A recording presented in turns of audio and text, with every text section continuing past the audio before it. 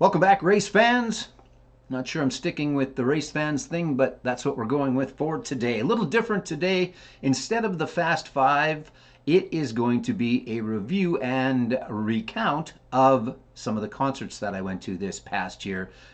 Racer Joe's World Tour 2023, even though it only was in Canada and the United States. For now, maybe 2024 will be different, but for now, a lot of them I flew solo at, some of them my lovely wife was at, but anyway, just going to go through them quick. Going to tie it in by showing you some of the albums from some of the artists, not specifically any album in particular, other than it's the one that I pulled off the shelf. Okay, so let's get started. Oh, and I've got some clips too, so I'm hoping I make it through the whole way and YouTube police don't catch me for using other people's clips. I've kept them short. They're going to be quiet. Hopefully it's going to work. I guess we'll find out. If you're watching this somewhere else besides YouTube, YouTube wouldn't let me post it. All right, here we go. Okay, so I'm going to show you the album, and then I'm going to talk about the concert, and then I've got a little bit of a clip that I took. The clips aren't great, but they're okay.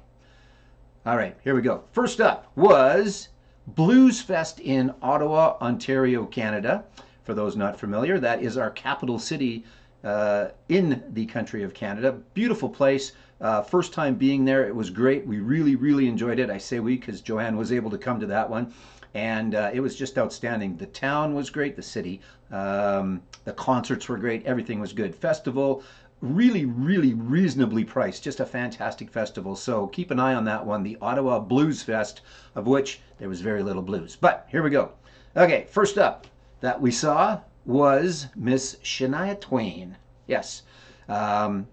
You'll either have seen this album or are going to see this album in a Fast Five because I've recorded a few things in advance. So great concert.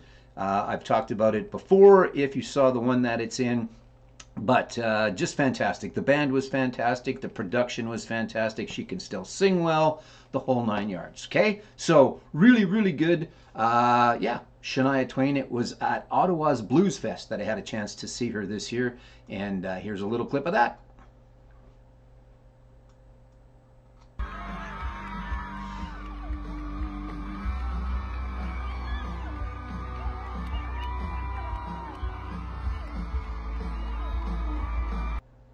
Yeah, there was no zoom on that either, which was kind of neat because, oh, I got to get in the chair that I set them on after I'm done with them out. There we go. What was cool is we were right on the river, which is the place that they walk back and forth from the sound booth, light booth to the stage. It's called the river. That's what I heard it as. That's what I'm going with. Anyway, Joe and I were right on that rail. So, show's about to start. All of a sudden, this box wheels out down the river. What the hell's going on?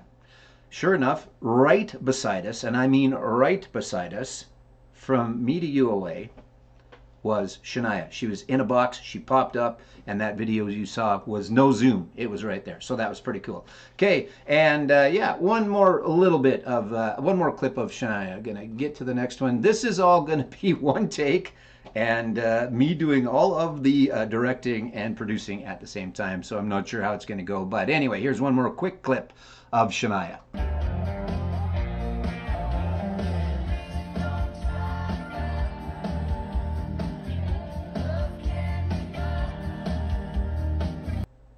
There you go. So the Queen of Country actually had a chance to see her twice this year in Ottawa and in Saskatoon. Both fantastic shows, great band, great production.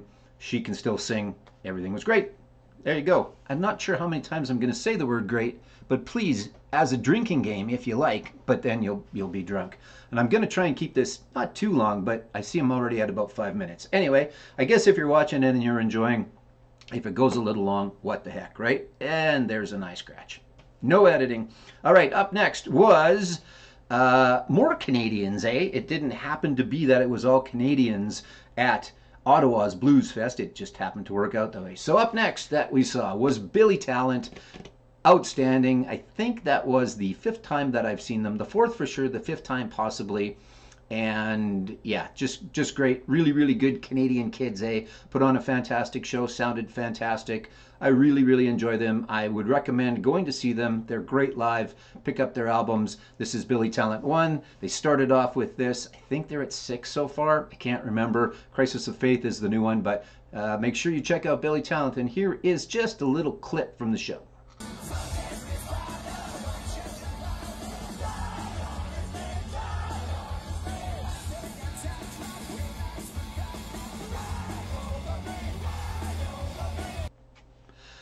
Again, great. That was night 2 of Blues Fest. They opened, I'm not sure if you open at a festival or not, but they were first up on the main stage and were great. So I highly recommend. Go see Billy Talent.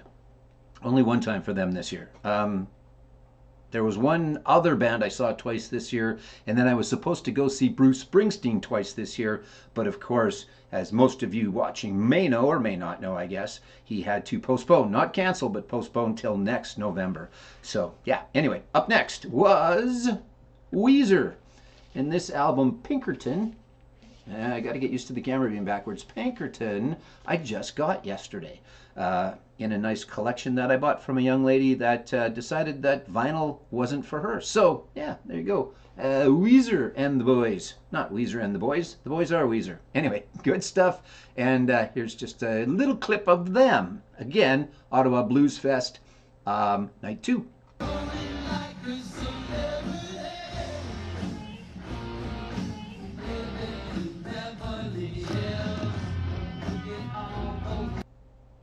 As you can see in that clip, we're a little further back. Joanne made it through the opener in the pit. I stayed for Billy Talent in the pit, and then I went and met Joanne a little further back for Weezer. But great show, cool stage, looked kind of like the dash of a car. Yeah, it was really good. They tuned in the radio and did a bunch of different things. So great stuff. First time I saw them, really enjoyed it. So that was night 2 of Blues Fest. Night 3? Yes, night 3 of Blues Fest. Along with others, I'm not showing everybody that played there. There was a really, really good lineup. But I'm going to go on to the next person, which is, you may have heard of him. He was in a band called Led Zeppelin. Anyway, out on his own for forever now. It was actually Robert Plant and Alison Krauss. So I just don't have one of theirs specifically. I'm not sure why I don't, and I am working on getting that, but yeah. So Robert Plant, it was not a Led Zeppelin show, I'll put it that way, but I had no inclination that it was going to actually be a Led Zeppelin show going in. Never saw Led Zeppelin. I did see Plant a number of years ago by himself, and that was more Led Zeppelin-ish, we'll call it. Really, really great. But him and Alison Krauss, and a phenomenal band.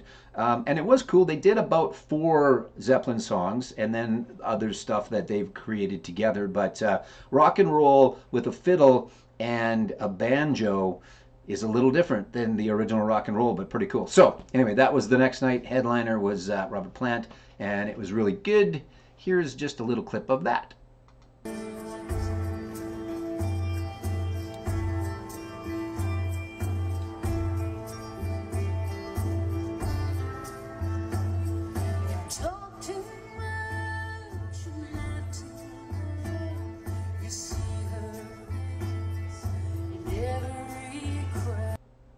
I was back in the pit for that one on night 3. Not as close as I was for Shania and for Billy Talent, but still up at the front, up near the front anyway. So it was great.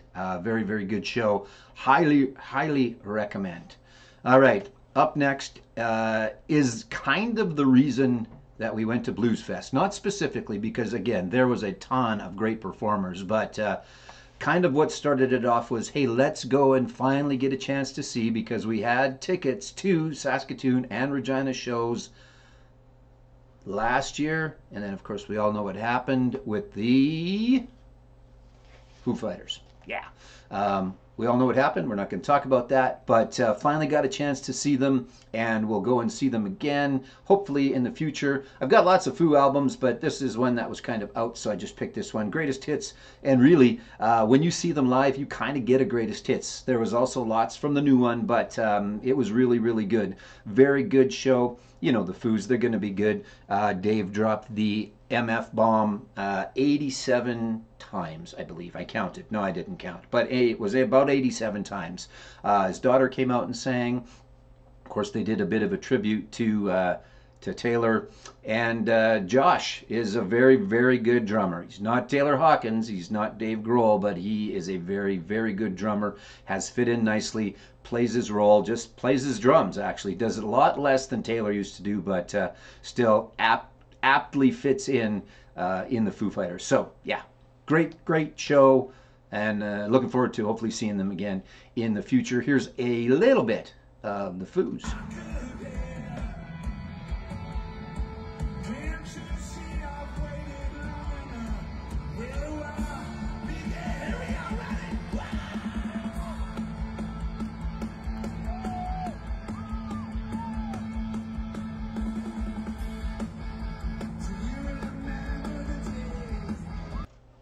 Again, I really hope that the YouTube police don't nail me for copyright here. Let's, I guess we'll find out. Hopefully I can put it out somewhere if they do, because it would be a waste to have all this not go anywhere. Anyway, all right, up next. Oh yeah, up next was, this one was back in Regina, my hometown, for those that aren't from the Queen City of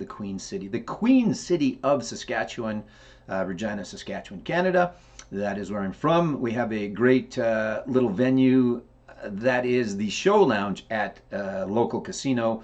Really good sound, really good lights there, and a band that I've seen a number of times there, and I also have seen at House of Blues in Vegas. A lot of fun. I don't have one of their covers to show you because most of their covers are probably inappropriate to show. It's not that they're not out there. It's not that you can't search them out. But anyway, it was Steel Panther that I had a chance to see right here in town. Outstanding show. I was right on the rail, and in fact had Satchel's crotch in my face numerous times. I'm not sure if I should be bragging about that or not, but that was the case. You know what you're going to get out of Steel Panther. They just put on a fantastic show. It's not like it used to be for Steel Panther though, because they've got, I think, 6 albums out now, so it is all original material.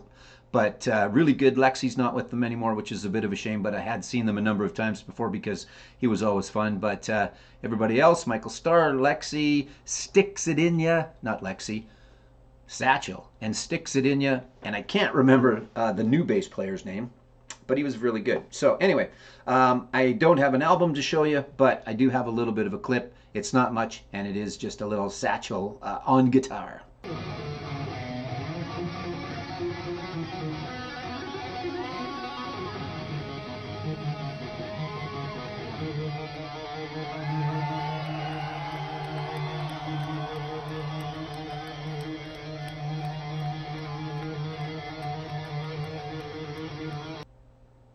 The guy is a pretty darn good guitar player, actually. And it's a great band. So if you get a chance, you haven't seen them, go see Steel Panther. But they were pretty awesome. And that was right here in Regina. Up next, I did have to travel again, this time to Edmonton, Alberta, Canada, the capital city of Alberta.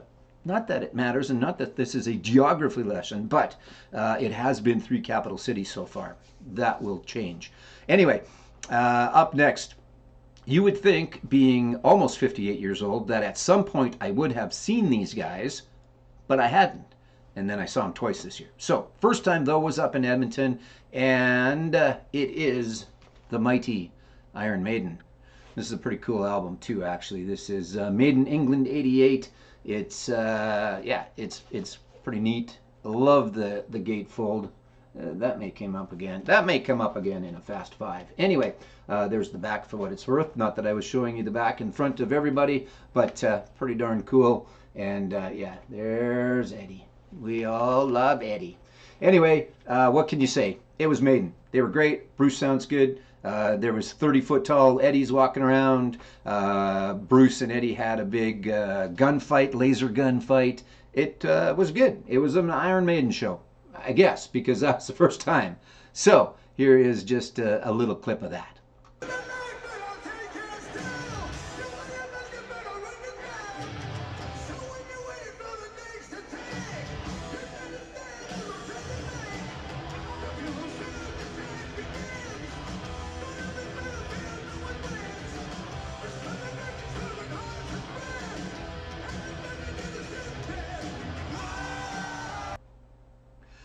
for that one, I was not on the rail. But you know what? There's some shows where I just prefer to be at the back. You get the whole picture. And that is really going to come into play in a few concerts here. So anyway, Maiden, really, really good. And then the next concert I went to after that was Iron Maiden. But this time it was at Power Trip in Indio, California. Same place they hold Coachella. Stagecoach they do there as well, but it was Power Trip, and we're going to go through all 6 of the headliners that were there, and that's really all you got. You got 6 headliners. It was like Desert Trip of a few years ago. It wasn't a whole day thing. It was 3 days, but it was 2 headliners, full-blown shows, full sets, Friday, Saturday, Sunday. So Maiden went first, so we don't need to do Maiden again. I do have some video from that show, but you know what? It was exactly the same show, which is good and bad. I was really hoping it would change a little bit, but you know, it was still a fantastic show, but it was the exact same show. So second that night, not headlining, because that wasn't it. It was just somebody went first and somebody went second, was a little band that you may have heard of called Guns N' Roses. Yeah, and this is the Lies. This is yeah, this is the band one, I guess. But anyway, so fantastic lights, fantastic Slash. Axl was a bit off. You know, it was a shame because he was certainly giving her all he had. They did 3 hours and 15 minutes worth of stuff, but he just sounded a bit off. Not on all of the songs, but on some of them.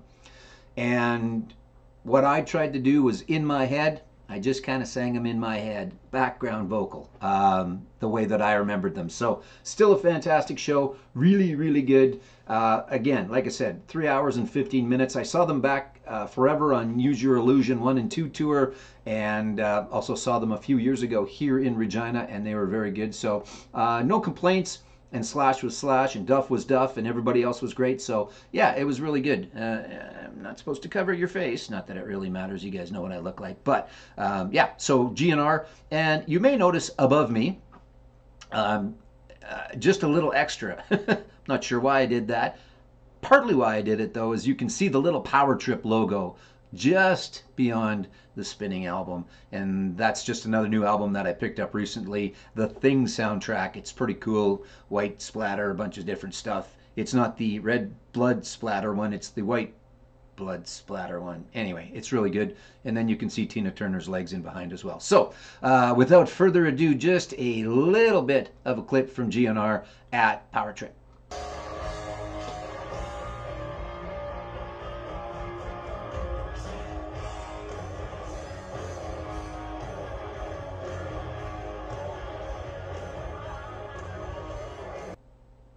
So I bought the 3-day pass, which was a bit, but again, you got 6 full-blown shows by 6 headliners, so it was worth it. And going to Indio and going to California, everything was awesome. Great Airbnb. I got to see the dinosaurs that Pee Wee Herman visited in Pee Wee's Big Adventure. Got to hang out in 29 Palms, which was kind of cool. Not really, but it was kind of neat just because, you know, the plant song. And then Joshua Tree was really cool.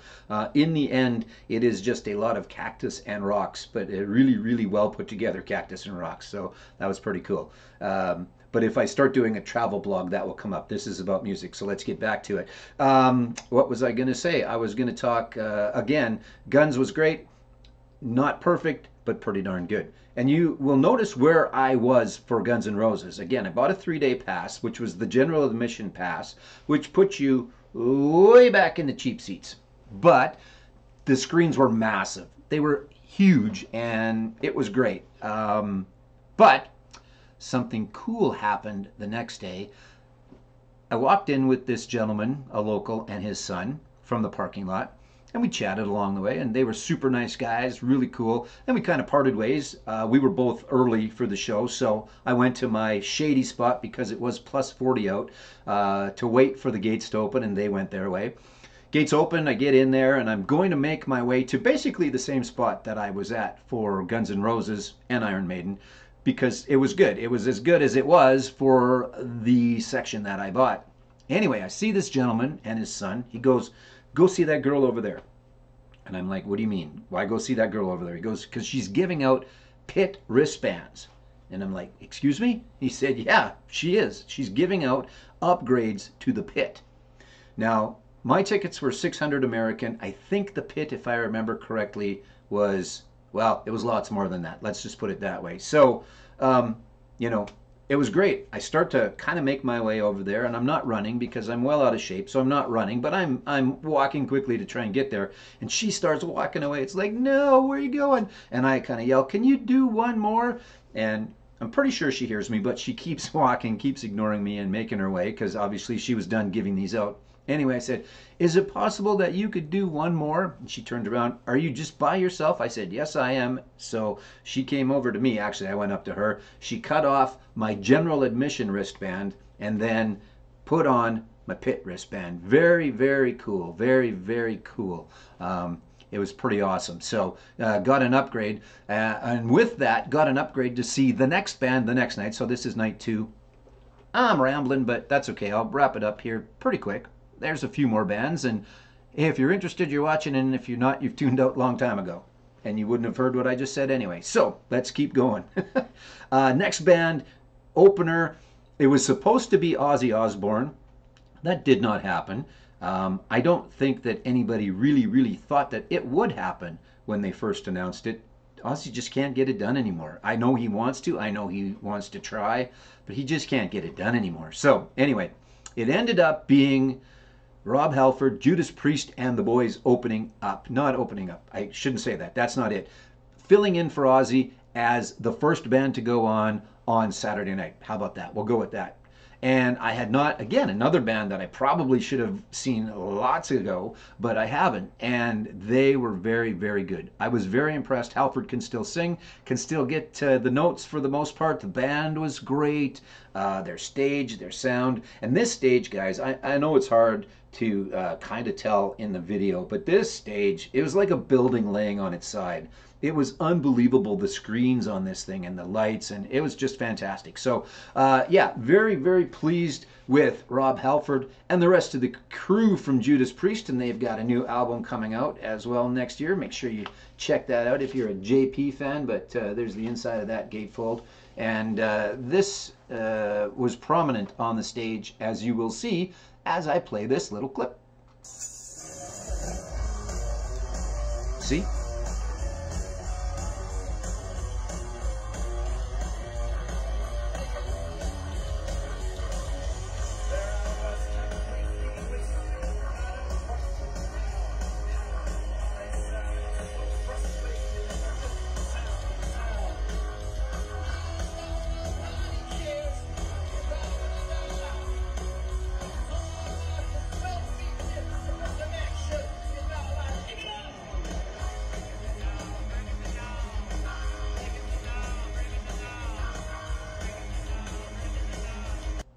Some of the clips a little bit longer, but yeah, so fantastic. I know that they're going out again next year, probably. Well, they're going to promote the new album, so if you get a chance to see Halford and the Boys, make sure you do, because it was good.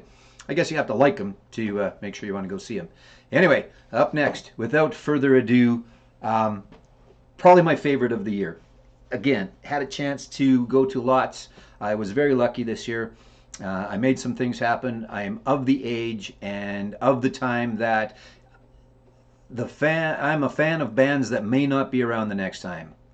Retired as well, for the most part. Anyway, so I was able to go and see a bunch of stuff. I'm of the age where if I want to go see someone, I'm going to go see them if I possibly can. Because A, am I going to be around? I hope so. B, are they going to be around? But these guys were around for sure. Now, I should have actually probably grabbed one with Brian. I should have actually had Back in Black and this one, but AC/DC. What can you say? If you've seen AC/DC, you know. If you haven't seen AC/DC, you've probably seen clips of AC/DC and you know. And it's been 7 years since they've been out there all together, minus obviously Malcolm.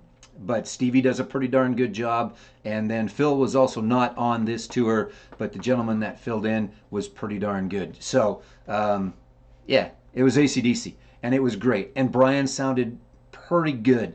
A couple of times, maybe not exactly the note, but man, it didn't matter. He made up for trying, that's for sure. And I'd say 96% of the notes were perfectly fine. Getting her done at 77. And Angus was Angus. He wasn't all over the place like I've seen him before, but man, he was still there. He was still spinning around and you know, going crazy. Still did a 10-minute guitar solo. And yeah, it was fantastic. And I was so glad that I went. It was the reason that I went to Power Trip, really was to see them. Everybody else was great, but they were specifically the reason.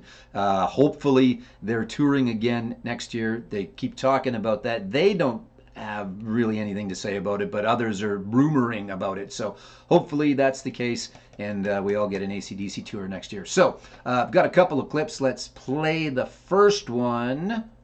Here we go. There we go.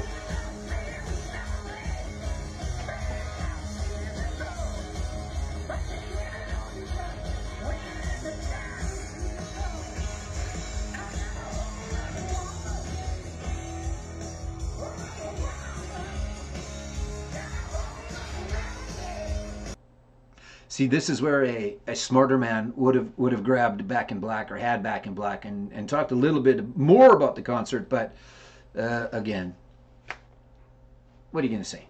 I don't need to say anything. But I do have another little clip. I have a bunch of clips of all of these, but they're on my Facebook page. And these are not in any particular, these were the best clips. These are just ones that I did. And it's all on my phone. So, you know, it is what it is for you're watching it, and I hope they're coming through okay. But here's one more quick one from AC/DC.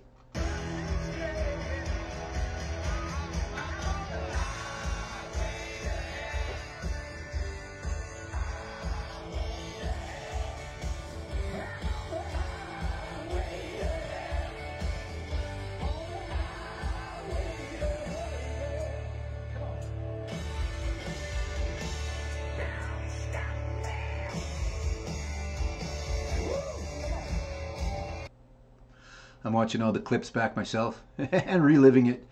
Man, it was so good, guys. It really, really was. It was so good. So glad I went. And that was just night 2. There's one more night to go. Up next was a band that I wasn't sure was going to fit the bill. And I think a lot of people had concerns. And you know what? They are outstanding musicians. They put on a very visual show. They certainly utilized the screens as far as that goes, and I was looking forward to them, but I was a little disappointed. Again, not in the musicianship, not in the visuals. I'm not sure what it was. They just didn't fit. If I would have seen them by themselves, it might have been a different story, but in the context of Power Trip, I just don't think they work. Now, my son won't want to hear that because he just went and saw them, and he loves them, and he thought that they were fantastic. And you know what? They were very, very good.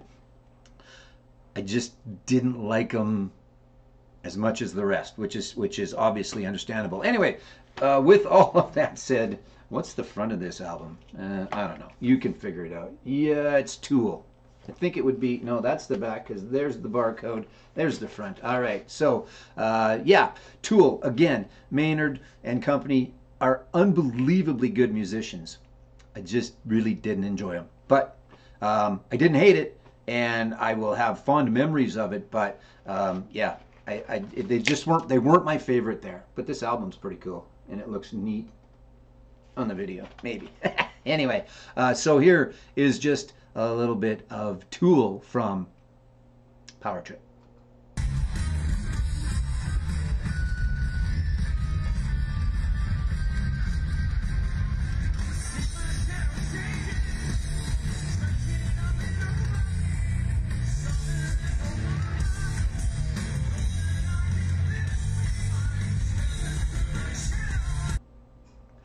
You're probably at this point 30 minutes in thinking, man, won't this guy shut the hell up? But if you've hung in this far, you've only got 3 more bands to go, and I thank you for sticking around.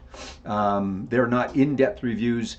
It's more memory sharing more than anything. So hopefully you're getting a little bit out of it. All right, so we had night 1 was great, night 2 was great. The first band of night 3 was good, but I didn't super enjoy them. But I did enjoy the second band of night 3, and that was these guys. Yeah, Metallica. Really good. They're out on tour.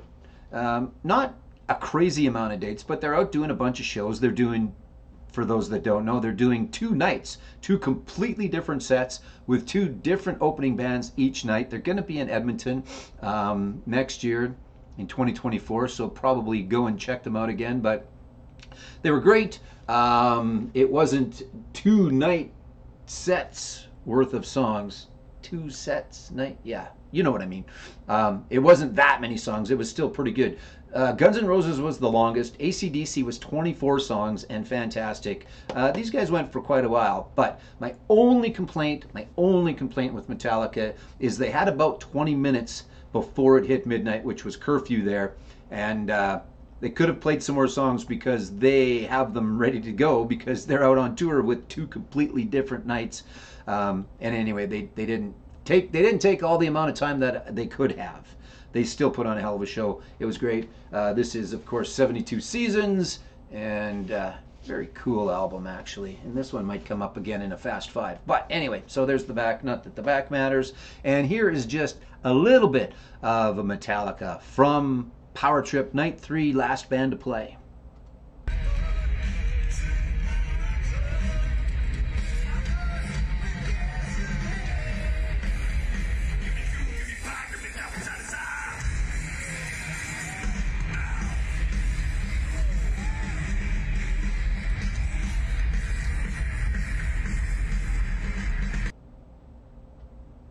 All right. So that was Power Trip. Again, Indio, California. I don't know that there's going to be another one. There might be a different version of it, like we'll call it a 90s version of it. Again, they did Desert Trip, which was the Stones and Paul McCartney, Roger Waters, Bob Dylan, The Who, and Neil Young. And then they did what I just went through. So the next one could be, I don't know, like a Foo Fighters, Green Day, Pearl Jam, Offspring, something like that. Maybe that could be the next one. Who knows? There's that, and this is completely different than Coachella. This was just, again, the 2 acts and the 2 acts for the 3 nights. So it was really good. Highly recommend Indio, California. It was hot though, and it was October, the 1st of October. Well, the first weekend-ish of October. It was insanely hot still for a white, pasty Canadian boy. All right, let's move on. AC/DC was my favorite show of the year. This was my second favorite, pardon me. And it was U2 at the Sphere in Las Vegas. Achtung Baby. That's what this is. First time getting a chance to see U2, they did not disappoint. I've always wanted to see them, just hadn't had the opportunity or didn't say, okay, screw it, I'm going, but I did. I had heard about the Sphere in Vegas a couple of years ago, 1.5 years anyway, and knew I wanted to go to see that on its own, and then it just happened to be a really, really good band that was playing there as well. Again, hadn't seen U2, but Bono was great, sounded good, the Edge was phenomenal. Larry was not there, but it was still really, really good, and I just thoroughly enjoyed it. It was great visually. It was great audibly. It sounded good. Stop trying to use big words, dumbass. And visually, unbelievable. You got to see this place, guys. Outside looks phenomenal, but inside is insane. And any video clip you will have seen of it. And I really tried to shy away from it before I went because I wanted to be completely surprised by everything. So I didn't really watch much. I saw a few little things here and there. And then my little clip here will do nothing justice to the inside of this place. It is phenomenal. They were great. They put on a great show, great visuals. Everything was really, really good. Next band to play there, just announced a little bit ago, is Fish. I won't be making it to that one, but I think that they'll fit in well there. But you definitely have got to go see something at the Sphere. Find a band you like and go see them at the Sphere. All right, here's just a little bit of a clip. And again, it's not going to do it justice for the inside of this place. It's so, so cool.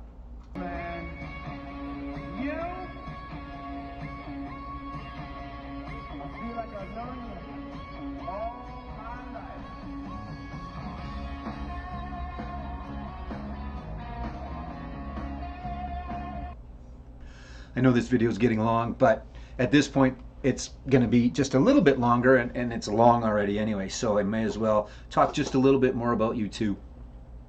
The visuals were outstanding. Did I say that? I did.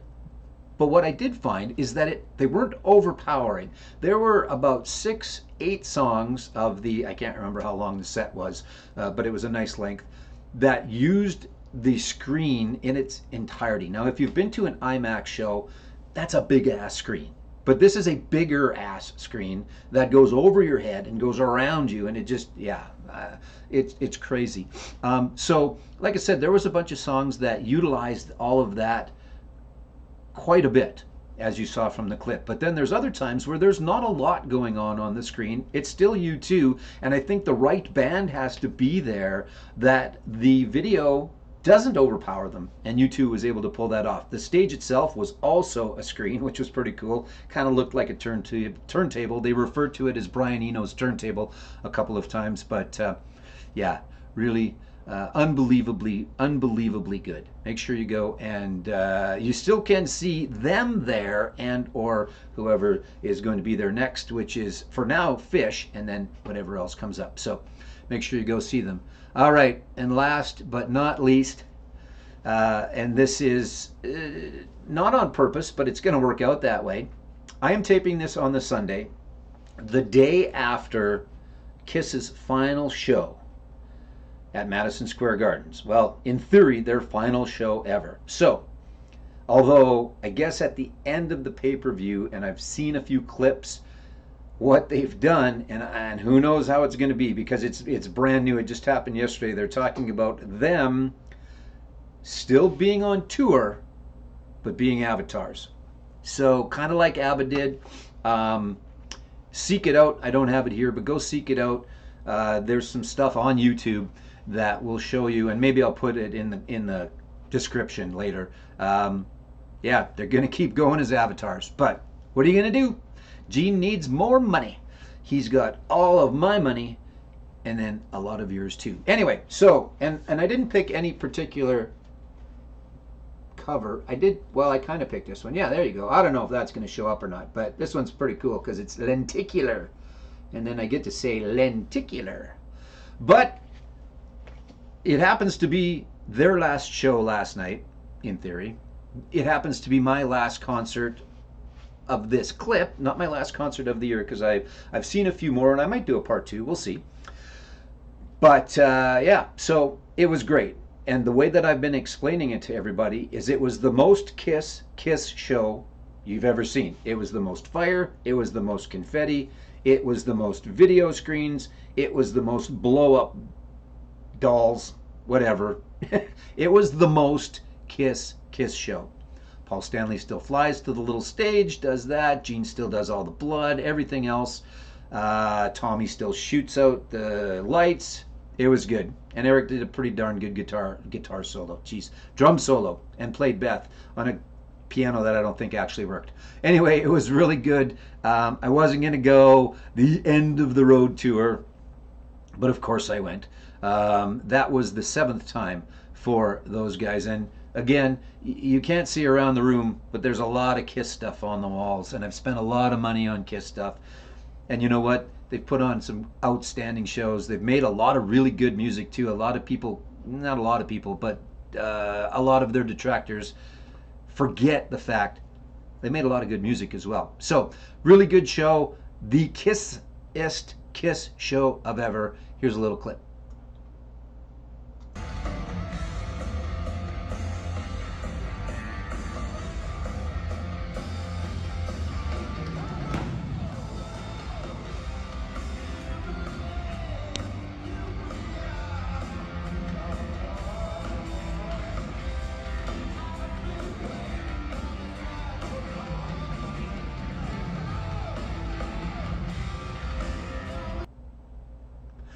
There you go.